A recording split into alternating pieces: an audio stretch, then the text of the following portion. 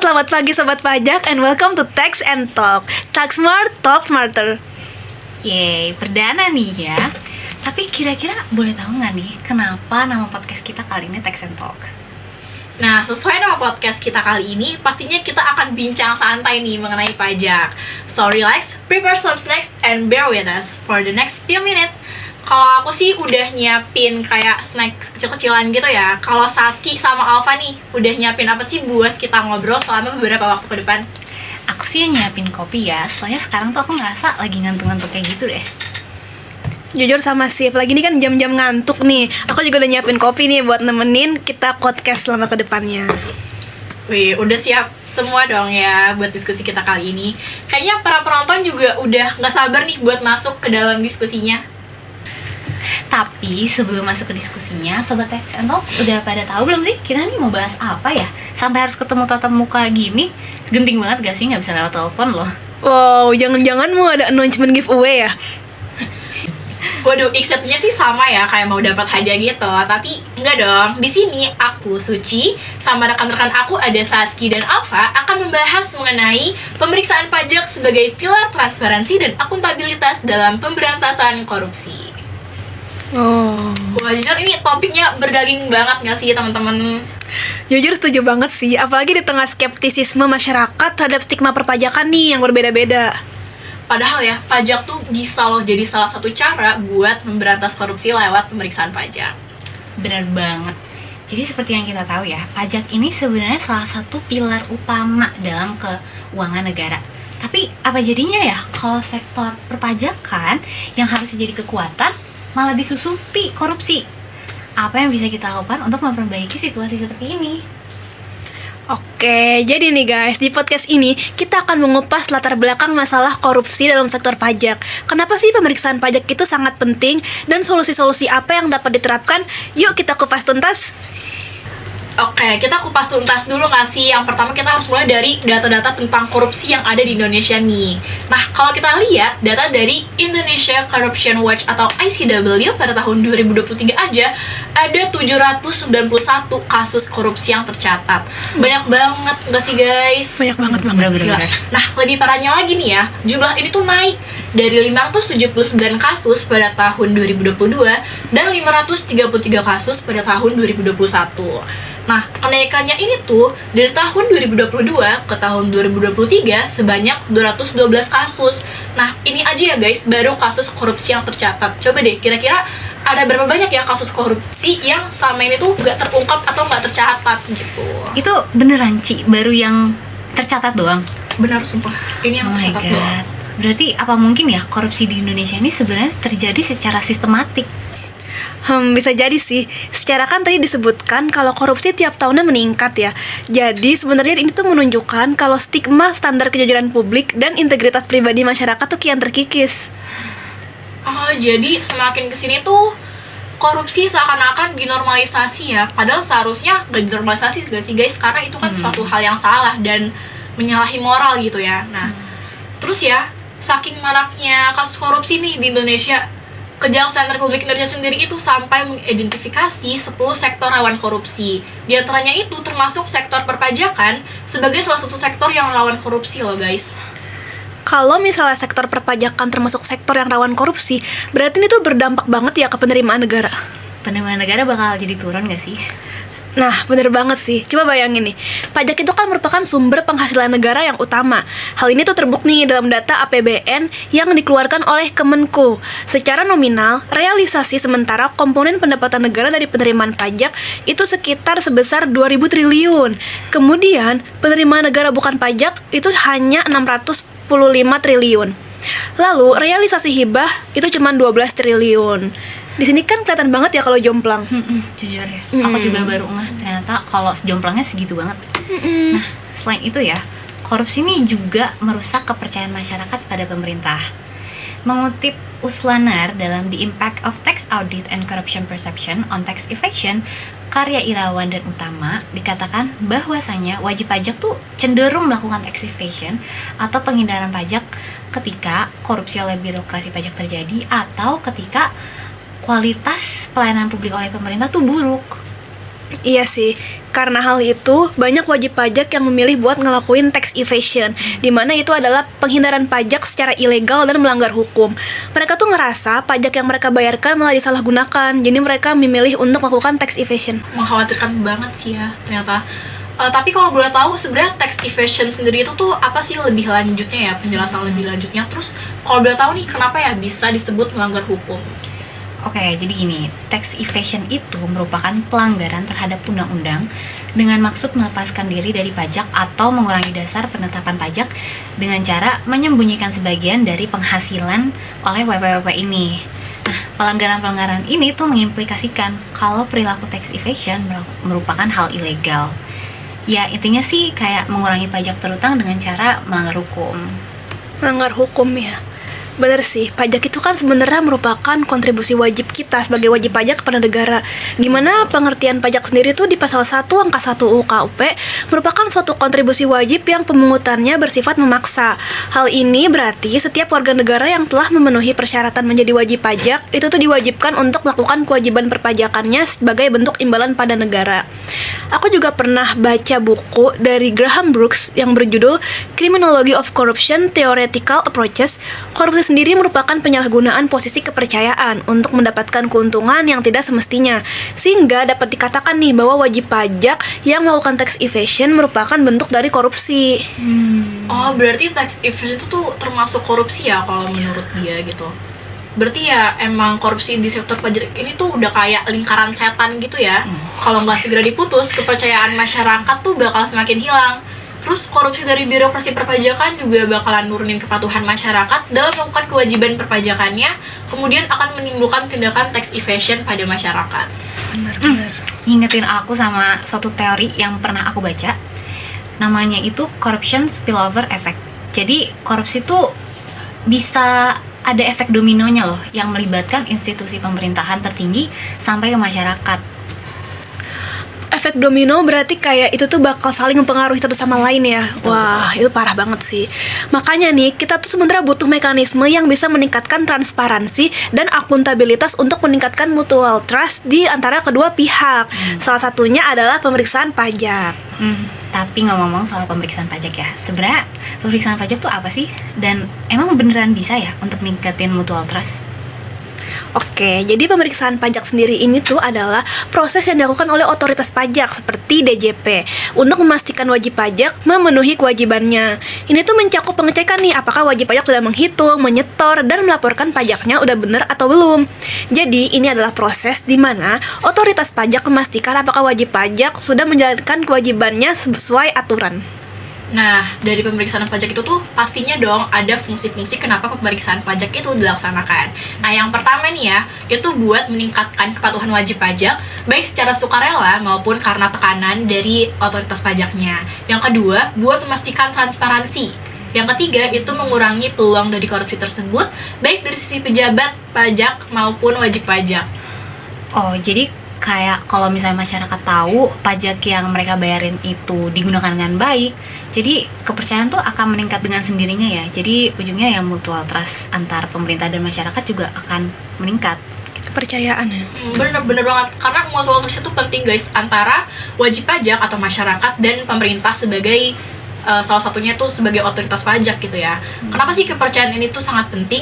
Ya karena terutama Indonesia itu tuh menggunakan sistem yang namanya self-assessment guys. Nah, jadi self-assessment ini merupakan sistem yang dimana wajib pajak itu diberikan tanggung jawab penuh untuk menghitung dan melaporkan pajaknya.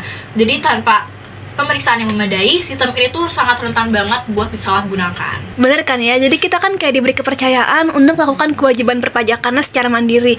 Makanya kepercayaan ini tuh benar-benar dibutuhkan ya. Ini tuh juga ada penelitian oleh Bruno S. Frey, ada 2 hal penting dalam pemeriksaan pajak, yaitu transparansi dan kesetaraan derajat. Jadi kalau wajib pajak merasa sistemnya adil dan terbuka, mereka cenderung bakal lebih patuh nih. Tapi transparansi tuh kalau di sini tuh maksudnya gimana ya? Jadi ya transparansi itu maksudnya pemerintah itu menyediakan informasi yang akurat dan cukup. Nah, cukupnya tuh dalam artian berarti tuh pas dibutuhkan datanya tuh tersedia gitu loh. Nah, transparansi ini merupakan usaha untuk membangun kepercayaan antara pemerintah dan publik dengan menyediakan data yang akurat.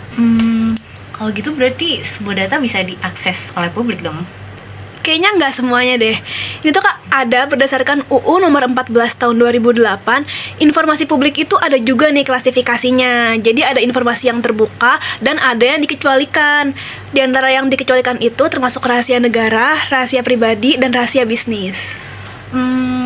Tapi kalau misalnya data perbankan tuh sebenarnya rahasia pribadi kan ya? Iya. Tapi aku tuh pernah kayak baca kalau DJP ini punya wewenang untuk akses data perbankan WP tanpa izin WP terkait. Kalau nggak salah itu ada di pasal 35 UU KUP. Oh, jadi di sini tuh kayak DJP punya hak untuk mengakses informasi dari WP ya. Jadi ini merupakan transparansi kita pada pemerintah atas melakukan kewajiban perpajakan kita. Bisa. Nah, gimana tuh kalau sebaliknya? Kalau pemerintah ke kita gimana tuh? Apakah keterbukaan informasi dari pemerintah akan ngaruh ke kita juga apa gimana? Nah, jadi ini pas banget ya. Ada studi menarik dari Kuchler dan kawan-kawan yang menunjukkan kalau wajib pajak tuh lebih patuh ketika ada transparansi dan rasa keadilan dalam sistem. Jadi pemeriksaan pajak itu bukan hanya soal mencari kesalahan, tapi juga soal menciptakan sistem yang adil. Contohnya ya, misal di India, mereka ini punya sistem dengan nama Goods and Service Tax atau GST. Jadi cara kerjanya ini, konsumen itu bisa memindai QR yang tercantum pada struk pembelian untuk melihat alokasi pajak yang dibayarkan oleh si wajib pajak atau pembeli tersebut.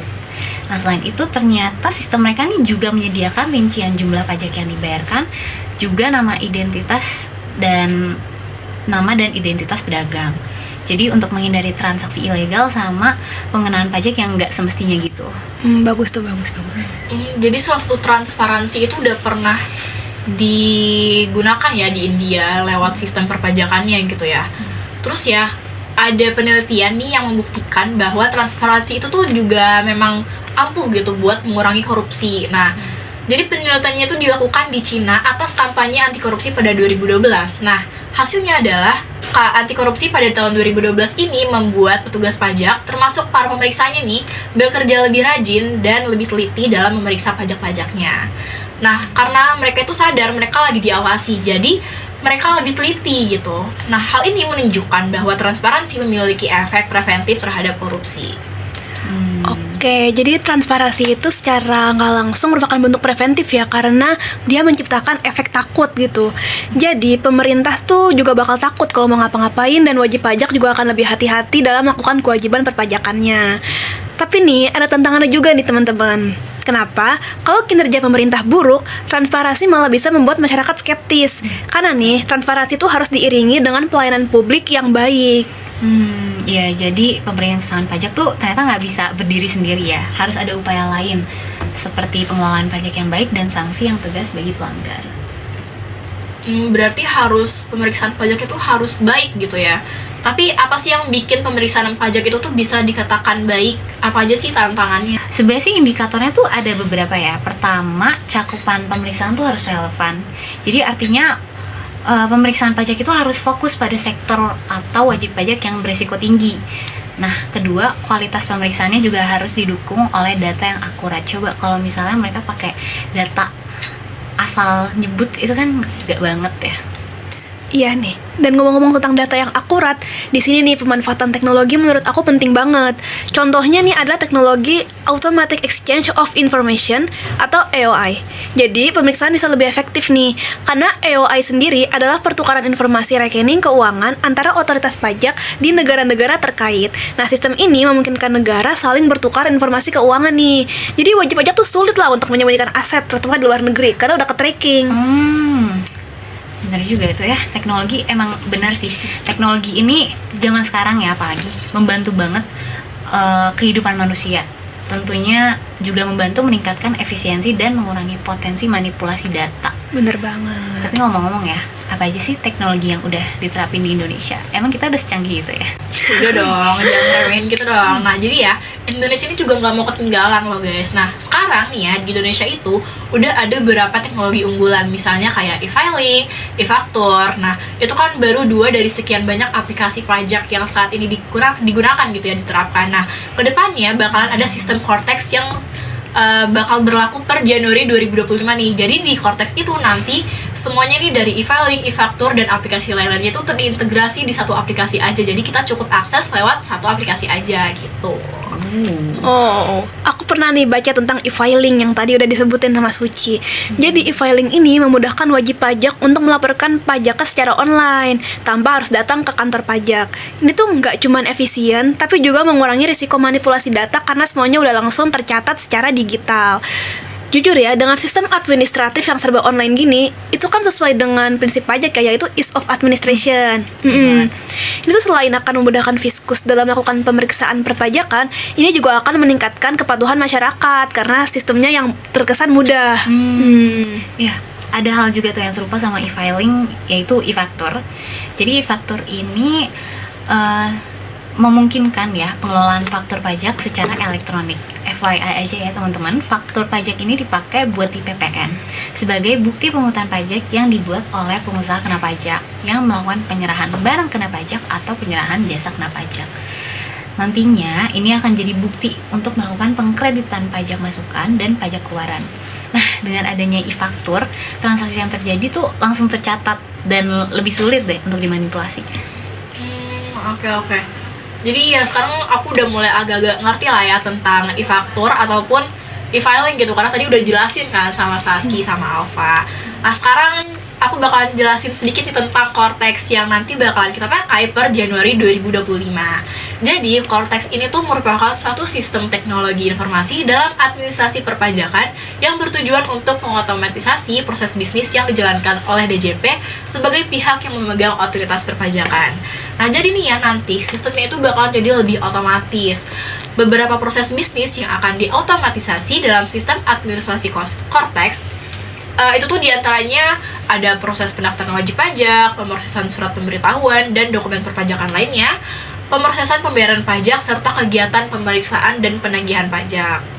Nah, di masa depan nanti atau di tahun 2025 nanti, Cortex itu bakal menjadi sistem yang terintegrasi yang mencakup semua aspek administrasi perpajakan, mulai dari pelaporan, pembayaran, sampai ke pengawasannya.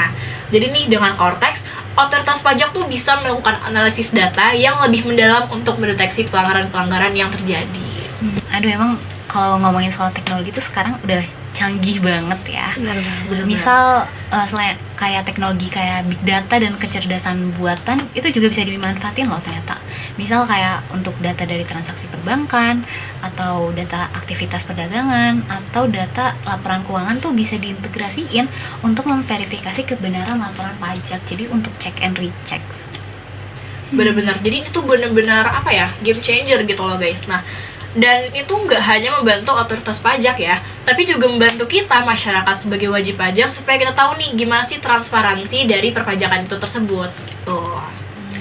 Bener sih, dari teknologi-teknologi yang udah disebutkan tadi, kita tuh emang harus bener-bener memanfaatkan agar bisa menjadi game changer nih buat kita sendiri.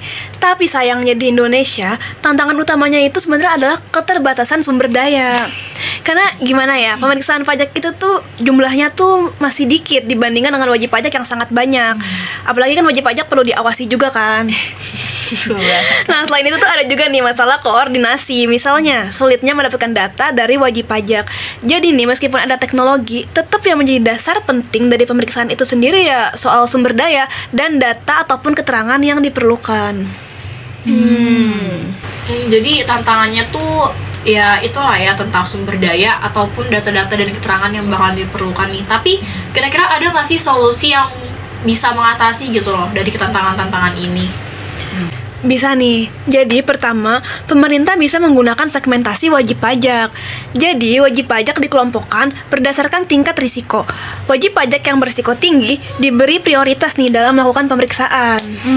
Selain itu ya teman-teman, edukasi dan sosialisasi ini juga bisa loh untuk membantu mengatasi tantangan-tantangan seperti ini. Sebenarnya soalnya banyak wajib pajak yang sebenarnya tuh ingin patuh tapi nggak paham dengan aturan atau prosedur. Jadi sosialisasi yang lebih intensif ini diharapkan bisa membantu meningkatkan kesadaran mereka. Berarti pemerintahnya juga harus lebih tegas ya dalam menerapkan sanksi gitu. Kalau misalnya ada wajib pajak atau pejabat pajak yang melanggar nih, nantinya berarti sanksi ini harus dijatuhkan nih tanpa pandang bulu. Ngomong-ngomong ya, Sobat Tech Sental tahu nggak sih ada yang namanya ATO Compliance Model? Apa tuh kira-kira ETO compliance model? Nah, jadi ETO compliance ini jika seorang wajib pajak memiliki perilaku yang tidak patuh, maka tuh pemerintah seharusnya melakukan upaya hukum semaksimal mungkin sebagai strategi untuk meningkatkan kepatuhan. Oh, berarti kalau misalnya nih ada WP atau wajib pajak yang cuma patuh kalau terdeteksi otoritas pajak, berarti pemerintah nih seharusnya melakukan pemeriksaan yang lebih terukur dan terencana gitu ya. Betul. Terus kalau WP memiliki keinginan buat patuh, berarti pemerintah seharusnya membantu nih, mensupport, mendukung wajib pajak dalam melaksanakan kepatuhannya. Dan kalau WP-nya patuh, selalu patuh gitu ya, maka pemerintah seharusnya mempermudah pemenuhan kepatuhan gitu kan ya? Benar banget. Jadi sebetulnya yang pemerintah harus benahi dari regulasi agar menjadi semakin tegas itu sebetulnya bisa dibilang condong dengan teori ATO compliance model ini. Apalagi Indonesia tuh kan menganut sistem self-assessment kan ya untuk pemungutan PPh-nya. Jadi mungkin akan semakin ideal apabila pemerintah tuh lebih rutin menjadwalkan pemeriksaan terhadap WP yang seenak jidatnya. Benar-benar. Oke, jadi kayak dari ETO compliance model tadi, pemerintah tuh harus jadi support gitu ya bagi wajib pajak untuk melakukan kewajiban perpajakannya. Oke, aku mau nambahin aja sih. Menurut aku tuh yang penting juga adalah kolaborasi lintas lembaga. Misalnya nih, DJP bekerja sama dengan KPK untuk memonitor potensi korupsi dalam sistem perpajakan. Dengan kolaborasi seperti ini, pengawasan bisa jadi lebih efektif. Jadi pemeriksaan itu ya merupakan kunci buat menciptakan sistem perpajakan yang transparan dan akuntabel. Tapi ini membutuhkan kerjasama dari berbagai pihak, termasuk dari diri kita sendiri sebagai masyarakat umum, ataupun masyarakat umum yang udah jadi wajib pajak, dan juga dari pemerintah gitu. Oke. Ini nggak kerasa kita udah sampai nih di ujung podcast kali ini ya. Jujur ya, udah berapa menit sih? Gak kerasa banget ya. Kita ngobrol-ngobrol santainya ternyata enak juga ya, enjoy. Oke, jadi kayak bisa nih ditarik dari pembicaraan kita tadi nih selama beberapa menit ke belakang, kalau pemeriksaan pajak yang sering dilakukan sebenarnya tuh nggak selalu efektif untuk mengurangi penghindaran pajak. Kebijakan yang lebih optimal bisa dicapai dengan mengubah fokus pemeriksaan rutin menjadi audit yang lebih terarah. Kayak tadi ETO compliance model tadi. Betul. Audit ini memanfaatkan analisis risiko dan mempublikasikan tema, rencana, serta hasilnya. Dengan cara ini, sumber daya dapat dialihkan untuk kebijakan lain yang mendukung kepatuhan sukarela, karena kita memiliki sumber daya yang terbatas kan. Benar-benar. Jadi nih kira-kira inti dari kita membicarakan solusi ini tuh apa sih langkah inti konkret yang bisa diambil sama pemerintah? Oke, sebenarnya pemerintah nih punya beberapa opsi ya. Yang pertama itu optimalkan penggunaan teknologi seperti AI tadi. Selanjutnya bisa juga melakukan segmentasi wajib pajak. Jadi artinya wajib pajak nih dikelompokkan berdasarkan resiko sehingga pemeriksaannya lebih terarah. Selain itu, perlu juga diperbanyak edukasi dan sosialisasi kepada masyarakat. Kalau masyarakat paham manfaat pajak dan merasa transparansi meningkat, mereka tuh akan lebih percaya sih pada pemerintah. Oke, tadi sosialisasi itu menurut aku juga penting banget ya. Misalnya nih, kayak di program studi kita sendiri nih, Fiskal. Itu di Himanya kita banyak acara program edukasi yang melibatkan komunitas. Contohnya kayak mengunjungi sekolah-sekolah untuk melakukan sosialisasi, pembantuan pengisian SPT, dan juga pemberian sosialisasi kepada UMKM nih, karena kan mereka sebenarnya mau bayar pajak tapi bingung gimana gitu ya. Dan yang penting lagi juga adalah maksimalkan media sosial seperti TikTok nih yang engagementnya emang luas. Nah, kita tahu sendiri lah ya, Gen Z itu kan perilakunya kebergantungan banget sama medsos nih. Jadi kita harus memanfaatkan ini sebaik-baiknya. Sumpah, aku jujur setuju banget sih sama statementnya Saski. Soalnya emang ya, wajib pajak itu merupakan masyarakat yang memegang peranan yang paling besar kan. Nah, mengingat masyarakat kita nih sekarang lagi melek-meleknya gitu dengan teknologi, dengan media sosial, jadi kita harus bisa memanfaatkan situasi tersebut gitu. Nah, selain itu ya, adanya kolaborasi dan koordinasi lintas lembaga nih penting banget loh, biar bisa saling keep in check. Jadi DJP, KPK, atau bahkan lembaga internasional nih harus bekerja sama untuk memerangi korupsi pajak. Oh iya, perlu juga loh adanya regulasi yang lebih tegas terhadap pelanggar. Ini tuh tapi nggak terpatri hanya untuk wajib pajak ya, tapi juga pejabat yang menyalahgunakan wewenang. Bener banget. Solusi-solusi yang kita bicarain ini emang mungkin sulit ya untuk diterapkan, tapi kita harus mulai dari sekarang. Kalau enggak, kepercayaan masyarakat akan semakin sulit dipulihkan. Setuju.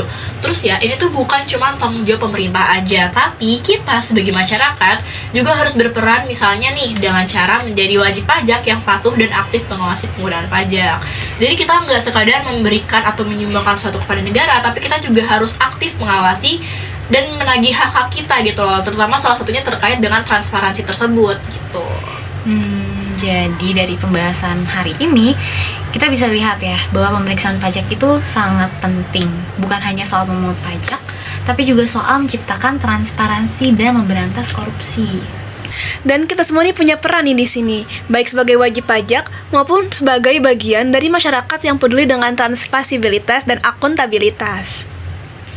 Oke, berarti ini udah ujung podcast kita banget ya. Wah, iya nih. Jangan nih. Nah, Betul. Oke, makasih banget Sobat Text and Talk sudah setia mendengarkan hingga akhir.